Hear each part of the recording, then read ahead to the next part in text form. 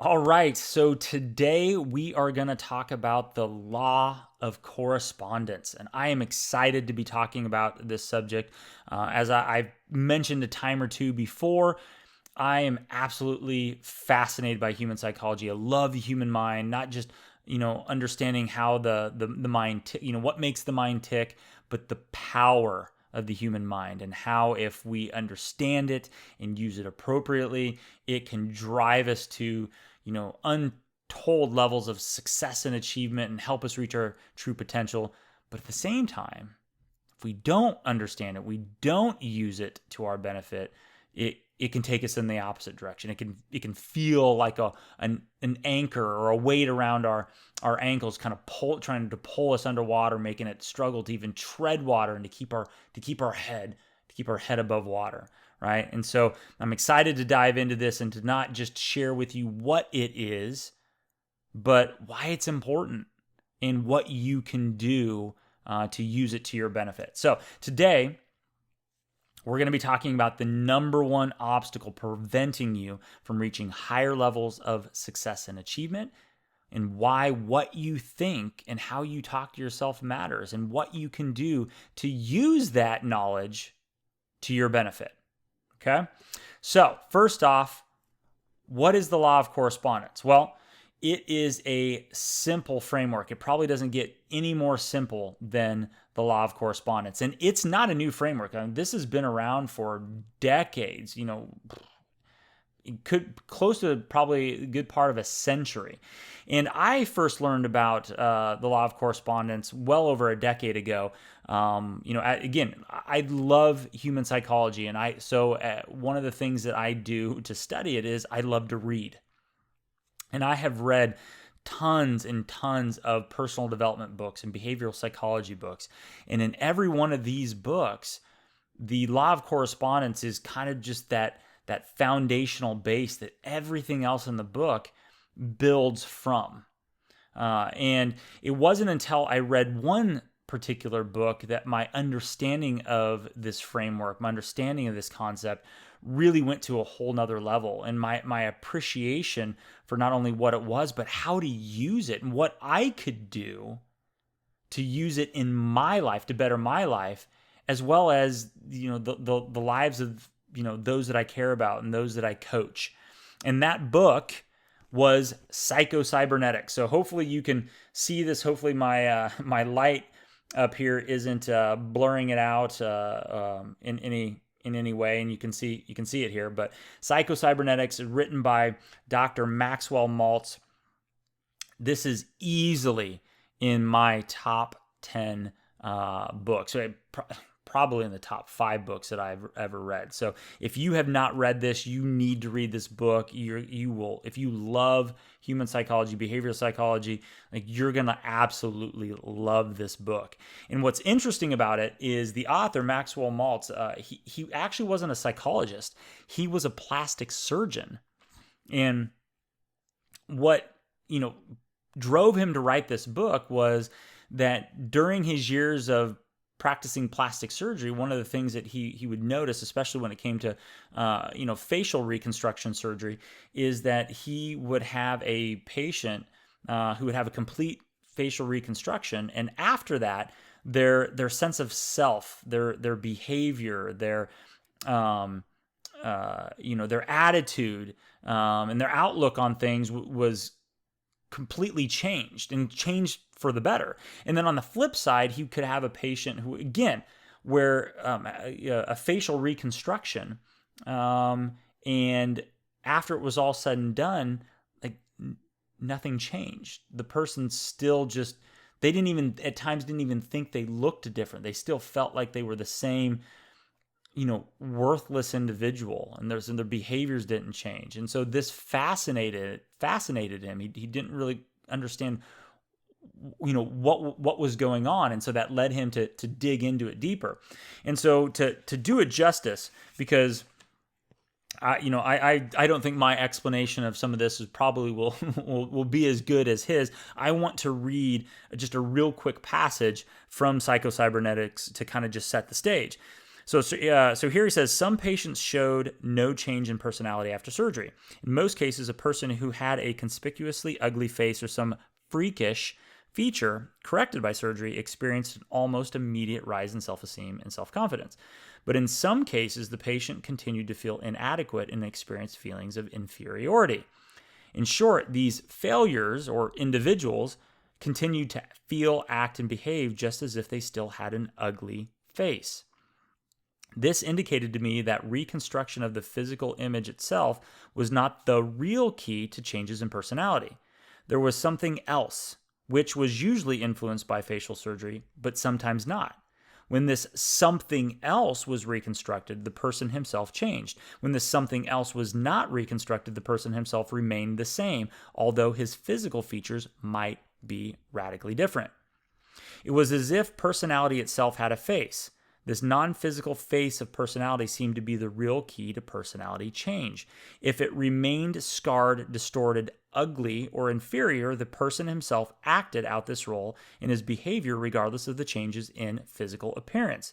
If this face of personality could be reconstructed, if old emotional scars could be removed, then the person himself changed, even without facial plastic surgery. Once I began to explore this area, I found more and more phenomena that confirmed the fact that the self-image, the individual's mental and spiritual concept or picture of himself, was the real key to personality and behavior. So, this is what we're going to be talking about, right? And the law of correspondence, as I mentioned, it's a very straightforward, it's a very simple framework. And what it states is your outer world is a reflection of your inner world, right? Just like Dr. Maxwell Maltz was talking about, how we view ourselves on the inside is what is reflected back to us in our outer world. So another way to put that is our results are dictated by our thoughts. Okay, and so that's what we're going to talk about today. That's what we're going to dig deeper into, and that's what I'm going to share some different exercises that you can use to use this framework to your advantage, or more importantly, stop letting it work in the background to your disadvantage. Okay, so why is this important? Well, there are three big reasons why this is important. First is you are your thoughts. What you think about matters. It has an impact. According to the National Science Foundation, the average person has between 12,000 and 60,000 thoughts per day, which is crazy if you think about it. But here's the bad news. Roughly 80% of those thoughts are negative. I mean, think about that. 80% of the things that are running through our head in any given day are negative. They're hurting us. They're driving us backwards or holding us back. And one of my favorite quotes from Henry Ford, is whether you think you can or you think you can't, you're right. And based on the fact that 80% of our thoughts are negative, it means the vast majority of the time we think we can't, which means we end up not. We don't, right? We don't end up doing something positive because most of the time we think we can't. So, number one, you are your thoughts. Number two, it's not just you. The vast majority of the thoughts that are running through your head, believe it or not, they weren't put there by you. They were put there by someone else. We just unfortunately got into a bad habit of letting them stay there and repeating them day in and day out. And the reason why they weren't put there by you is because there's negativity coming at us from every direction. I mean, it's all around us, whether it's intentional or unintentional, whether it's from our spouse, our kids, our parents, our siblings, our boss, our coworkers, our friends, social media, the news, the government, people we don't even know. We are constantly being bombarded by negativity. Because remember, if 80% of the thoughts going through a person's head are negative, they're not just keeping them up there. They're being spewed out into the universe. Which means we're coming in contact with them. And unfortunately, we're being affected by them, right? They're getting planted up in our head. And for one reason or another, we're starting to believe them. And, in this isn't going to get any better, right? Our ability to access information, whether it be, factual or fictitious information, as well as our ability to connect with people, that's continuing to grow. That's continuing to, our ability to do is getting faster and faster every single year. So this problem of negativity coming at us and being planted in our brain, it's not going to get better. It's not going to get easier. And so we need to recognize this, and we need to know how we can combat that. So again, you are your thoughts, but those thoughts aren't being put there just by you. And the third reason why this is important, why it's important to understand this concept and to know how, what to do about this concept, is because if we properly understand it and we properly manage it and act upon it, we can not only reduce the number of negative thoughts that we encounter on a day-to-day basis, but we can dramatically improve the impact that those thoughts have on all areas of our life. Personal, professional, you name it, all areas of our life. So this framework, the law of correspondence, it's so important to understand what it is and how we can influence it, because when we do, it unlocks our ability to have that success, however we define it. It unlocks our ability to achieve, and it unlocks our ability to start driving towards our potential.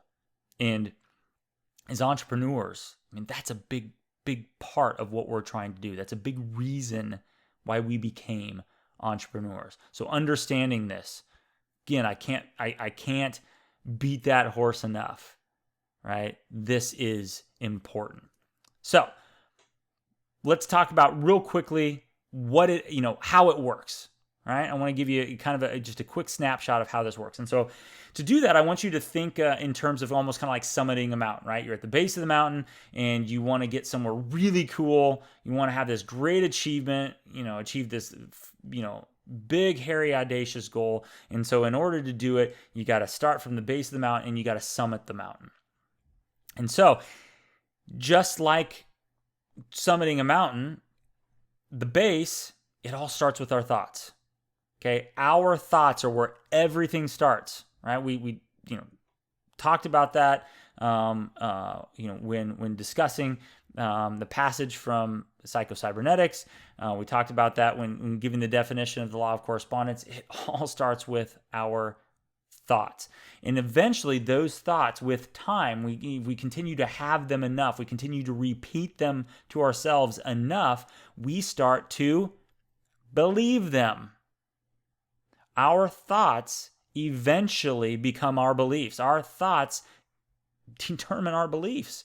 They impact our beliefs, right? And not just our beliefs about ourselves, but our beliefs about others, our beliefs about problems, our beliefs about opportunities, right? Our beliefs about our situation, and not just our current situation, not our our current self. They impact our beliefs about the future, our future self, our future situation.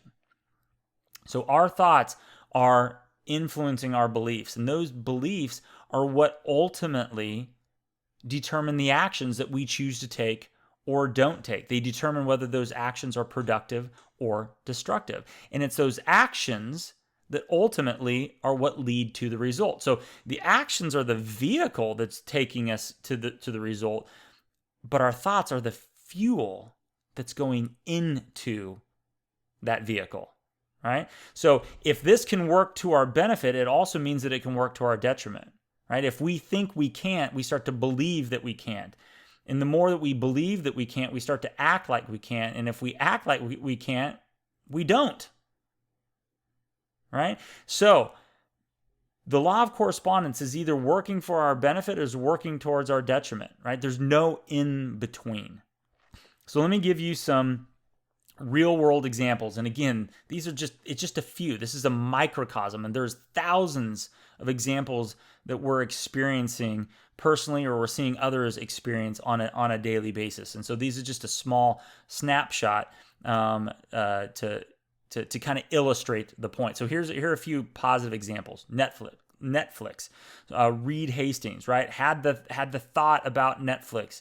That thought with time grew to a belief that it was something that they could end up doing. That belief led to them taking actions, the necessary actions to bring Netflix into reality, right? The result, and not just not just the Netflix where you see here where they were sending out the DVDs, but the Netflix that we know today that has changed how we consume media, right?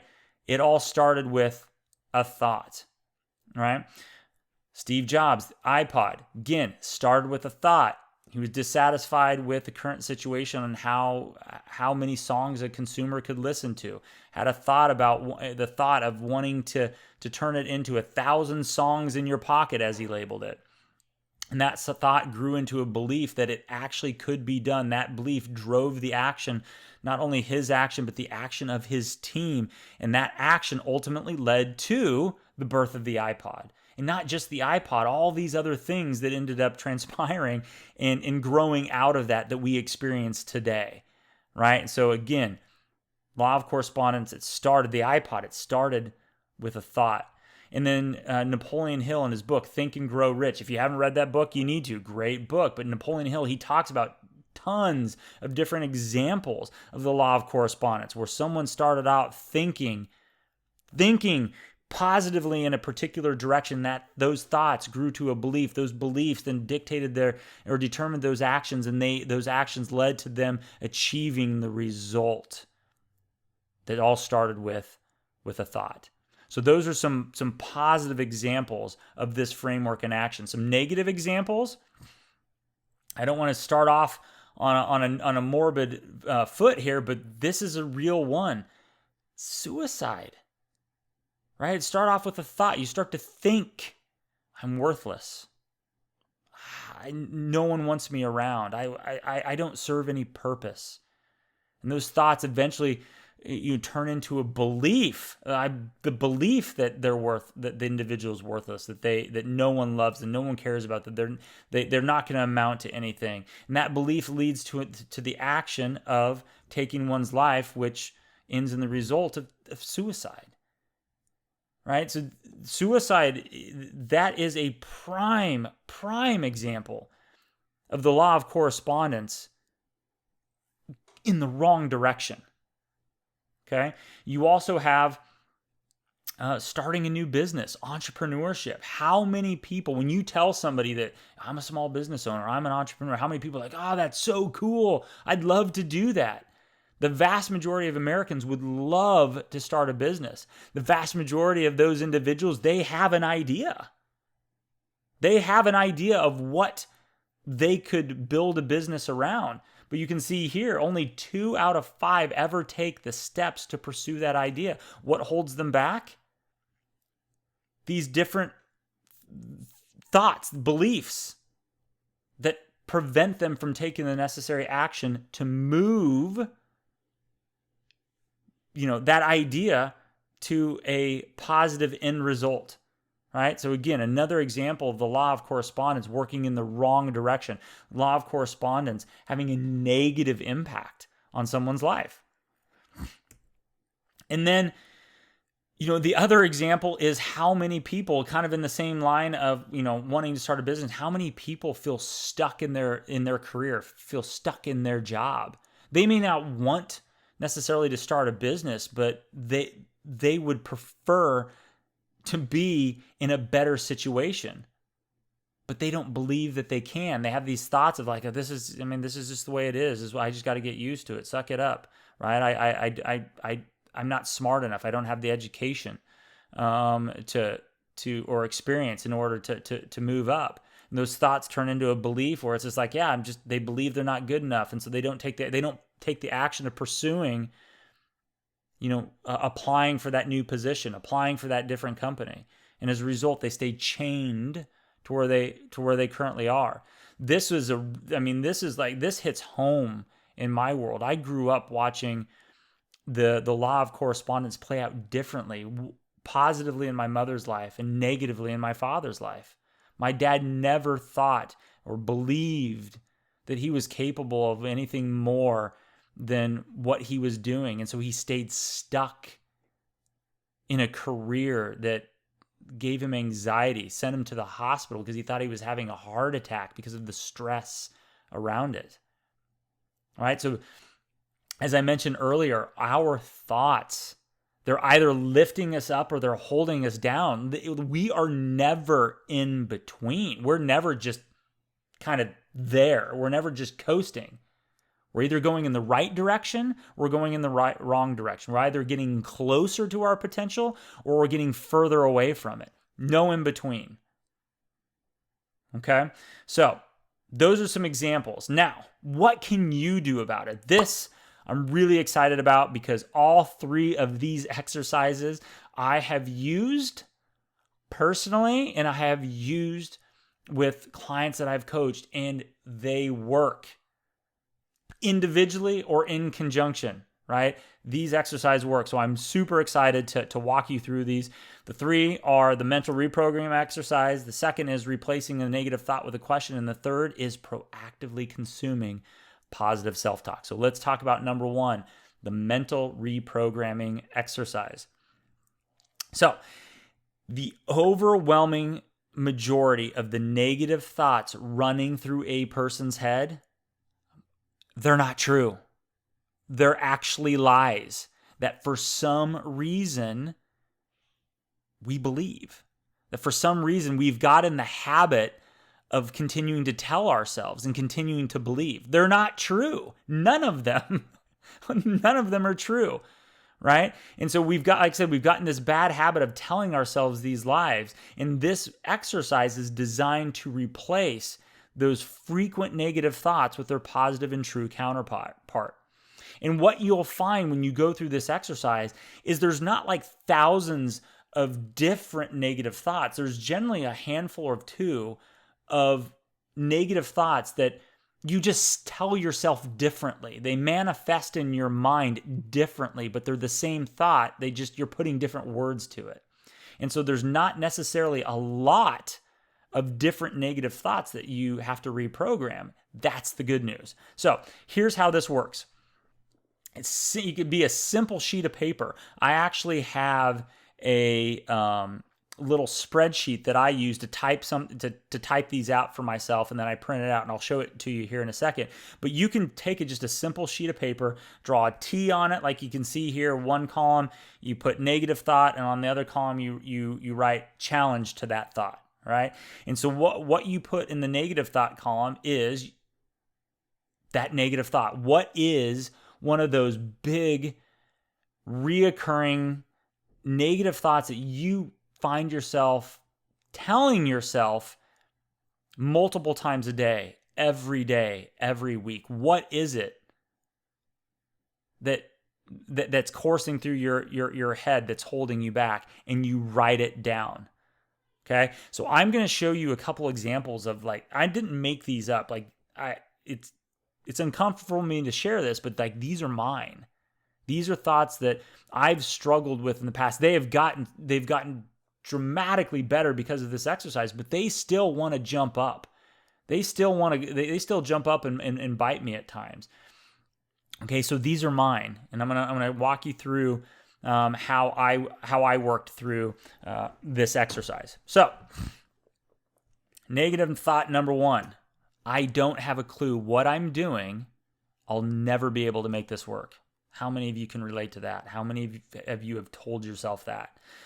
So, a challenge to that thought could be, well, I'm the smartest person on the planet. So I go the exact opposite end of the spectrum here, right? I don't have a clue what I'm doing. I'll never be able to make this work, to I am the smartest person on the planet. Not the right, challenge that thought. The problem with that is it's not true. I'm not the smartest person on the planet. And no matter how hard I try, I'm probably never going to be the smartest person on the planet. right? As Napoleon Hill talks about in his book, Think and Grow Rich, he's like, whatever the mind can conceive and believe, it can achieve. So one of the key elements to the challenge to your negative thought, whatever you write in the challenge column, there's two elements. One, it has to be true. It has to be something that that you've experienced or you've done or has been true at some point in your life. In most cases, it's probably been true thousands of times. You've just forgotten. You've forgotten to remind yourself and to tell yourself this true statement, right? The other piece is you want it to have an aspirational component. Although it's true, it's still something that you can get better at and you want to get better at.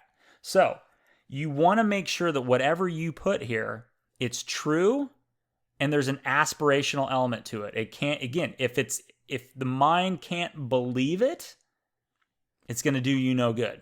Okay. So an example of something that I put there instead of being the smartest person on the planet is, although I may not have all the answers, I do possess the determination, drive, and grit to figure this out and make it successful.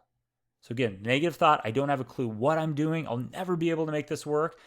And I'm replacing that with, although I may not have all the answers, I do possess the determination, drive, and grit to figure this out and make it successful. This is a true statement in my life. I can, if I sit down and I force myself to think about it, I can think of dozens and dozens and dozens of examples of where this was true, where I did this very thing. I had the determination, I had the drive, and I gritted through it and I figured it out and it became successful. This is true. I just forget it sometimes, right? All that other noise drowns this out and I forget it sometimes. And so I need to remind myself of the truth behind who I am. I need to drown out the lies that for some reason I've started telling myself. Okay, here's another example. I'm a fraud. I'm wasting my clients' time and money. I used to tell myself this all the time when I started as a coach. This thought would destroy me. Like I wouldn't even, there would be some days where I'd wake up and I just I don't even want to do this because this would be coursing through my head. And what I've replaced it with, and again, it's true. It's a true statement. There's nothing fictitious about it. I am a great coach. I care about my clients and I do everything I can to bring value to their lives each and every time I interact with them. And I do bring value every time I interact with my clients. Again, this isn't a made-up statement. This isn't something that isn't true about Mike Van Gerpen. This is who I am. I just forget it sometimes. I forget it a lot of the times because it's easy to let the negativity that's coursing around us drown this out.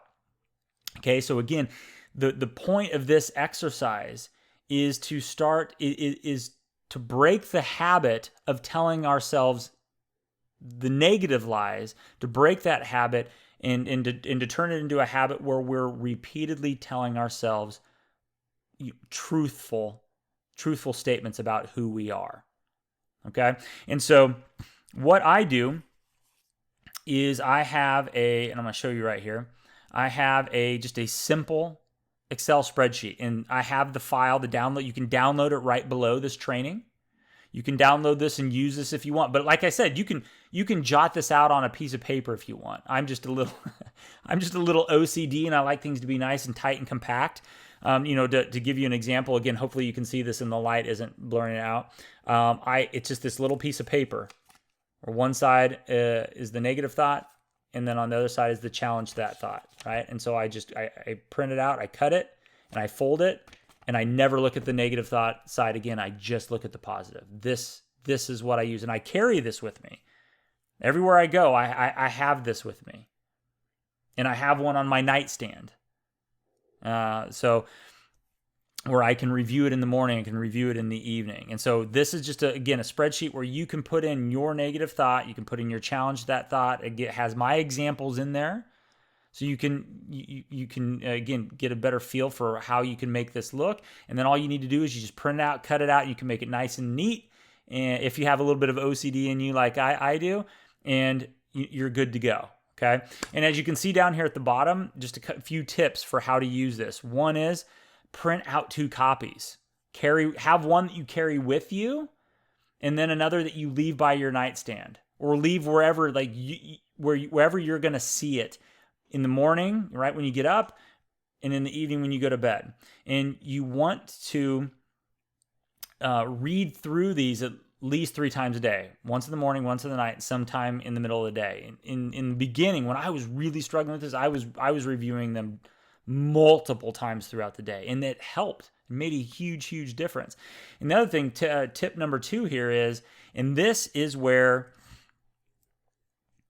you're gonna throw you're gonna throw like rocket fuel on this. This is where it really gives it its power. Is you have to go beyond the words. The words alone are not enough.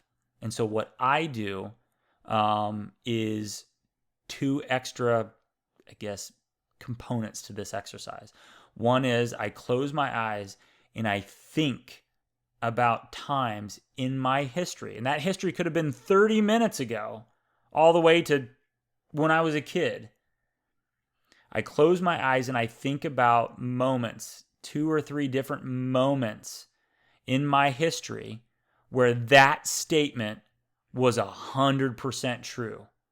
And not only do I remember those moments, but I remember how I felt in those moments, whether it was pride, whether it was excitement, it was joy, it was confidence, lack of fear, right? How did I feel in those moments?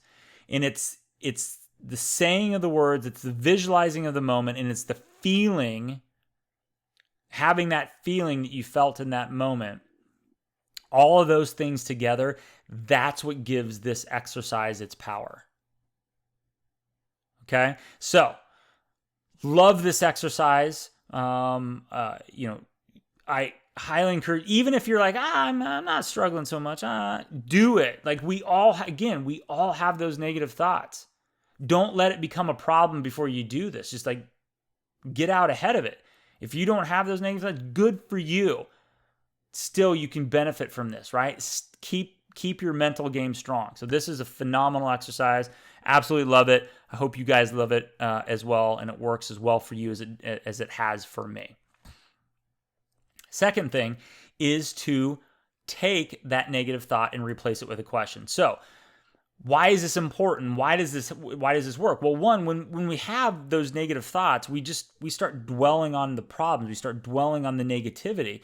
And if we don't shake ourselves out of that, if we don't switch gears out of that, we just stay in it. And it's like a broken record that just keeps skipping and skipping and skipping and skipping. And that's a problem, right? And so the best way to jump out of that in the moment, right? Where in like a reactive, because the mental programming exercise is kind of more of a proactive approach to it. This exercise is more of a reactive. So the moment you have a negative thought, you switch to problems. So you go from problem dwelling mode to problem solving mode. So you replace the negative thought with a positive and productive question. Because the longer we dwell on a negative situation, the longer it sticks around. The longer we get to keep it. We get to live with it. So I'd rather just get rid of it and put it behind me and move on. And so, an illustration of how you can do this is you can take, again, let's take my previous negative thoughts. I don't have a clue what I'm doing. I'll never be able to make this work, and replace it with, what would it take for me to feel like I do know what I'm doing? Right? So if I'm sitting down preparing for a meeting, and I'm just like, I don't know, what I'm going to need to do. I don't know how I'm going to make this meeting successful.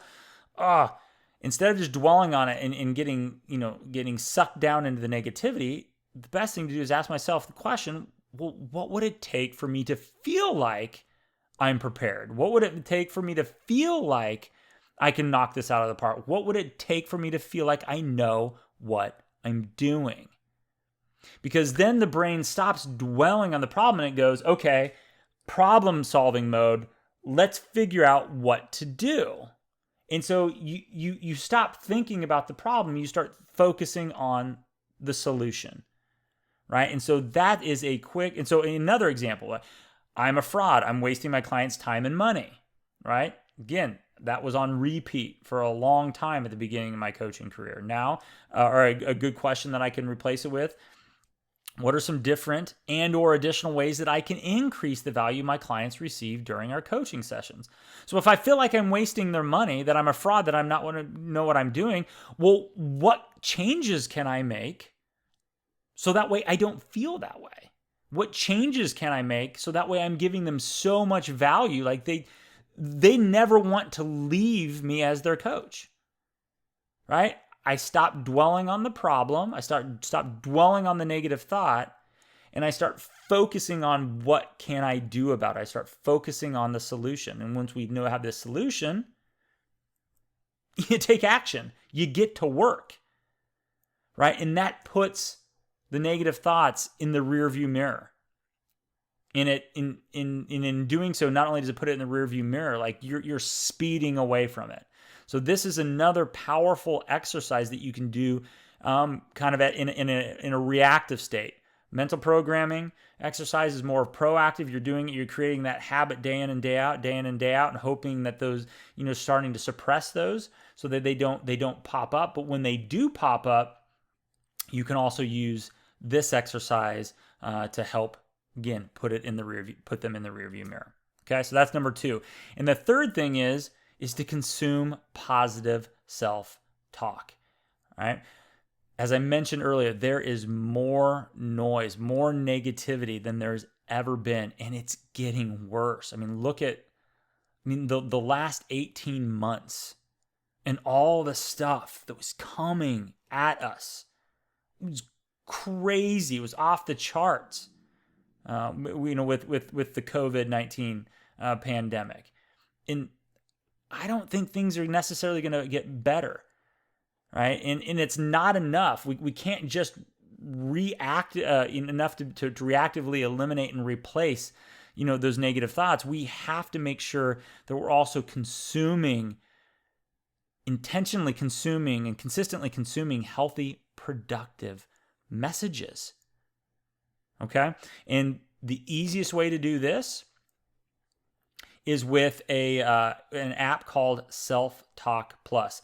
Shad Helmstetter, he also wrote a book. It's really good. It's very similar in nature to psychocybernetics, but it's called what to say when you talk to yourself is the name of his book. And so he is a proponent for listening to self-talk, and so he's created this app, and so I've used it for a long time. And what it is just pre-recorded self-talk of him talking, and depending on what it is that you want to work on, and you can see on the screen here a picture of if you're struggling with health and mindset related health and fitness, or feeling like you're not in control of your life, or personal growth, or career. There's self-talk on there for kids. There's self-talk on there for habits and self-confidence. There's all different ones where that you can listen to, and most of them are less than 10 minutes. And so what I will do is I'll just listen to it in the car when I'm driving somewhere. Instead of listening to the radio and the music, I'll put this on to and from wherever I'm going. I also will do it first thing in the morning and then right before going to bed. So this is a great tool. I actually have a link to where you can to actually test it out. So you can subscribe to it. It's a monthly subscription, but you can test it out. You can get 30 days free where you can just test it and try it and see if you even like it. And I think it's phenomenal. So I've put like I said, a link, and it is an affiliate link. So I have an affiliate link that I put below that you can click on. You can go sign up. You can test it for 30 days, and if you love it, continue to use it. Again, I think it's a phenomenal tool. Okay, so those are the 3 exercises. And as I mentioned, leading into them, even doing just one of them will make a huge difference in your life. But putting them all together and creating the habit of not only proactively reprogramming your mind, proactively using questions to get out of problem dwelling mode into problem solving mode, and then feeding yourself healthy, productive, constructive messages and thoughts through the self-talk.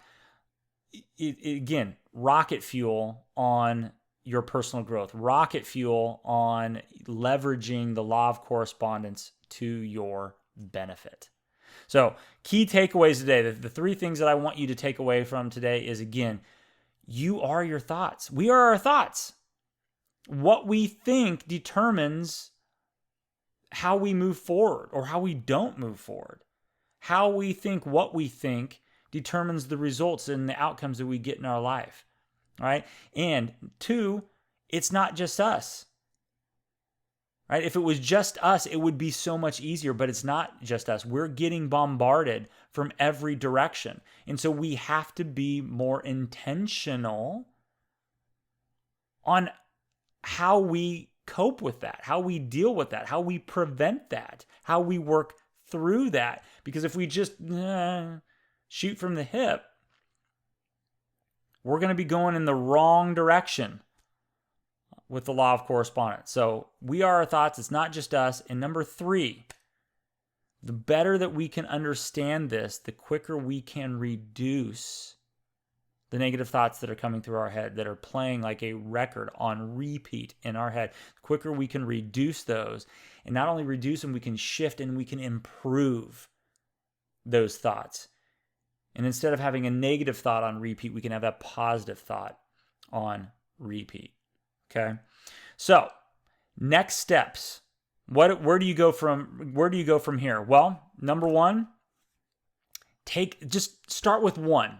Okay? Don't overwhelm yourself. Just start with 1. Pick one of these exercises and take action.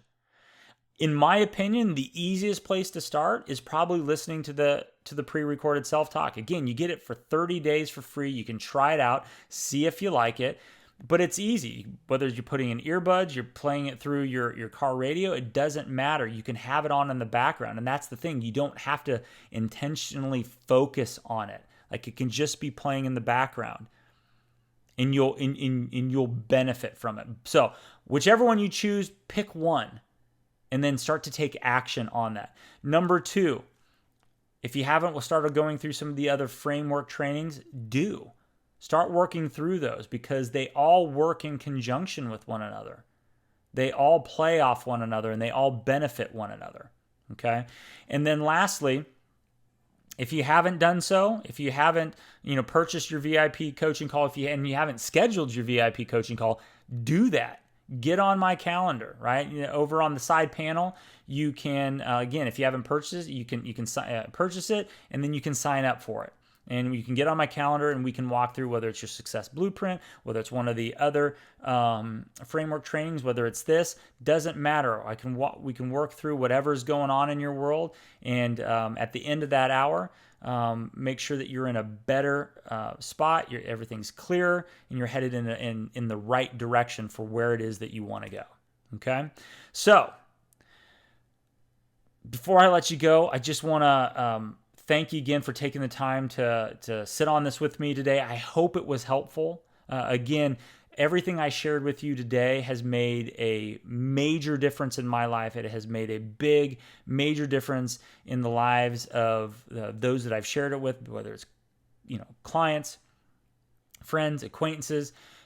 So I really hope that you found this beneficial. I really hope that you will try some of the things that I shared here today. And when you do, drop me a note. I want to know how it's going. I want to hear about your successes. I want to hear about the awesome results that you're getting, because I love hearing those. I love seeing people, move towards reaching their true potential. So again, thank you for your time. Get after this, and we'll talk to you soon.